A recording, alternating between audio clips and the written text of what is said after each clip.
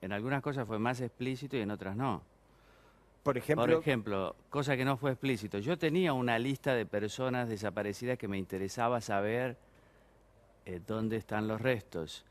Bueno, solo me contestó sobre Santucho, que fue muerto en un tiroteo policial, pero que después la dictadura eliminó el cuerpo, según él, porque era una persona que podía convocar a otra gente y que era peligroso aún después de muerto, según Videla.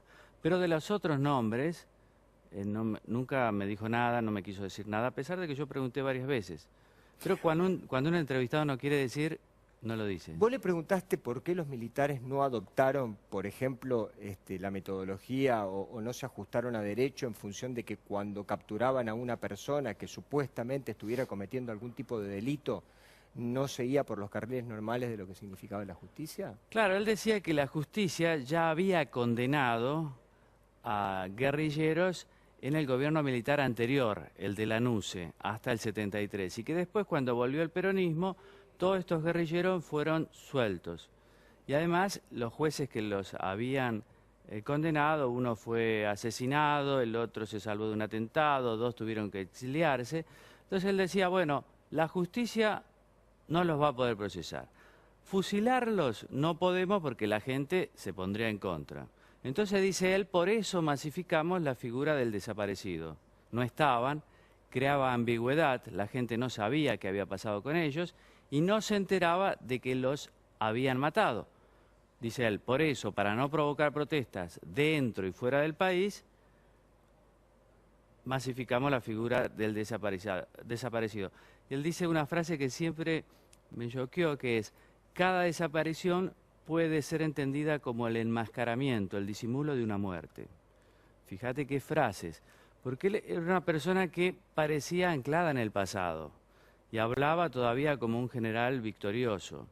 Por lo tanto, una vez hechas las preguntas, era muy difícil que se le escapen lo que él decía, porque era fácil de retener, estaba muy articulado su relato.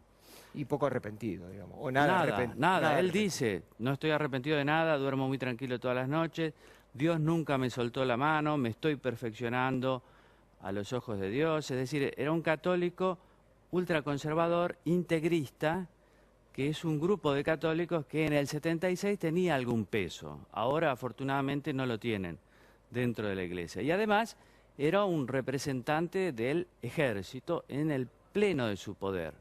Cuando los militares dan el golpe en el 76, es el momento de mayor poder del ejército y de las Fuerzas Armadas, y él es un poco el vértice de estas dos grandes avenidas, el nacionalismo católico y el pensamiento militar, la cruz y la espada. Estar con un periodista de la talla de Ceferino Reato hace que a uno en la entrevista se le haga realmente muy, pero muy fácil. Y le digo por qué. Porque muchas de las preguntas que él publica en su libro son las preguntas que tiene usted y yo. Mire, por ejemplo, Reato dice, que está acá sentado, dentro de las preguntas que él tenía dudas y que quería que Videla se las zanjara. Cuando los militares comenzaron a planificar el golpe ¿Cuándo los militares empezaron a planificar el golpe contra Isabel Perón? ¿Cuándo decidieron que el golpe era irreversible? ¿Qué pasó en la víspera del golpe, el 23 de marzo del 76? ¿Por qué detuvieron durante 5 años y 4 meses a la viuda de Perón? ¿Cuál fue el objetivo central de la dictadura? ¿Por qué eligieron a Martínez de Oz como ministro de Economía? ¿Se los impuso el establishment? ¿Cómo fue la relación con la iglesia, con los empresarios, con la prensa y ahora viene Obama, con los Estados Unidos? ¿Cómo fue la venta de las acciones de papel prensa que pertenecían a los herederos de David Graeber? ¿Y la relación con los radicales, los peronistas y los sindicatos? ¿Cómo fue lo del Mundial de Fútbol y el Partido de Perú? Te las hago todas si querés a las preguntas. Empecemos por donde la de quiera. Obama. A ver. Estados Unidos apoyó el golpe, eso no hay duda. Ellos ya desclasificaron los cables secretos que el embajador de ese momento, que se llamaba Robert Hill, le enviaba al Departamento de Estado. El secretario de Estado era Henry Kissinger, conservador. El gobierno norteamericano era conservador. Pero en ese momento ya se veía que iban a ganar las elecciones de fin de aquel año, del 76, los demócratas, que tenían un candidato, James Carter, que hacía de los derechos humanos su bandera. ¿Contra quién? Contra la Unión Soviética, contra el régimen comunista, pero también alcanzaba las dictaduras del patio trasero de Estados Unidos. Estados Unidos apoyó el golpe, pero apoyaba a la facción precisamente de Videla, a la que consideraba un moderado. Esto parece hoy una locura, pero también el Partido Comunista... Sí, y era anticomunista, Videla. Claro. Entonces, digamos, en algún sentido tenía lógica. Tenía lógica, pero el Partido Comunista, fíjate qué locura, también consideraba a Videla un moderado. ¿Por qué? Porque el Partido Comunista había visto la experiencia de Pinochet en Chile 3 años antes, que había sido una violación masiva de los derechos humanos a la luz pública, especialmente, sobre todo, contra el Partido Comunista, que en Chile apoyaba la lucha armada. En Argentina no lo apoyaba. ¿Por qué a la luz pública, decís? A la luz pública porque ellos mataban, concentraron a todos los presos en el Estado Nacional y después los mataron en las esquinas, en cualquier lugar. Eso generó mucho repudio internacional. En el 76 Pinochet era un paria internacional. Y los militares argentinos no querían que sucediera eso. Por eso las violaciones a los derechos humanos fueron en la oscuridad, fueron con los desaparecidos. Y en los cables secretos del embajador norteamericano, revelan que a los 2 meses del golpe, ya en mayo del 76, él, el embajador, sabía lo que estaba pasando. Le pidió autorización a Kissinger para presentar una queja formal al gobierno militar, pero Kissinger nunca se la dio, porque Kissinger en realidad apoyaba la mano dura, lo que él llamaba la guerra sucia, el papel de los militares, y solo les decía a los militares, lo que tengan que hacer, háganlo, pero háganlo rápido.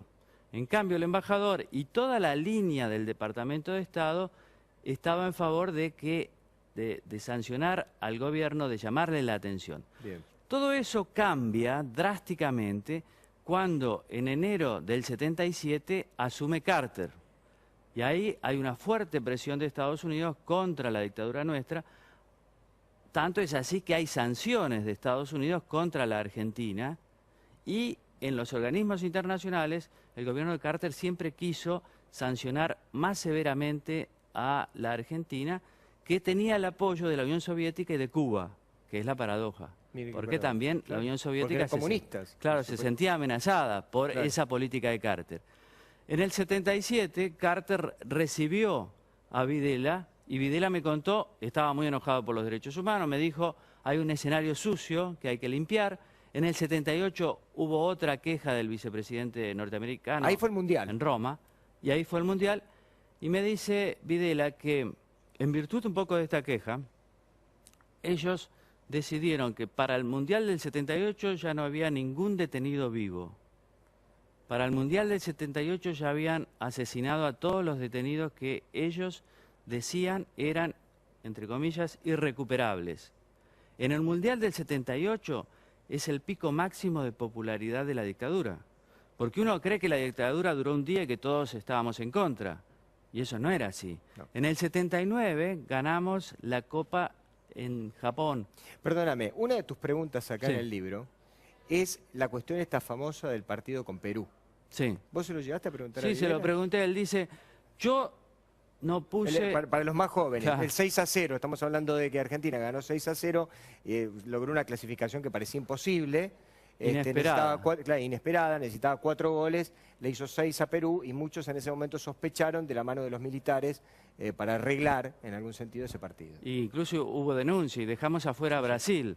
Era muy difícil hacerle 6 a Perú, el arquero era argentino, nacionalizado peruano, todo eso trajo un montón de sospechas. Videla me dijo, yo no puse la mano en el bolsillo. Él dice que no, pero que no sabía si otros lo habían hecho. En todo caso, él dice que no le gustaba el fútbol, pero sabiendo de que a los argentinos sí nos gusta mucho el fútbol, por primera vez pisó las canchas de fútbol y no recuerda que nadie lo hubiera silbado.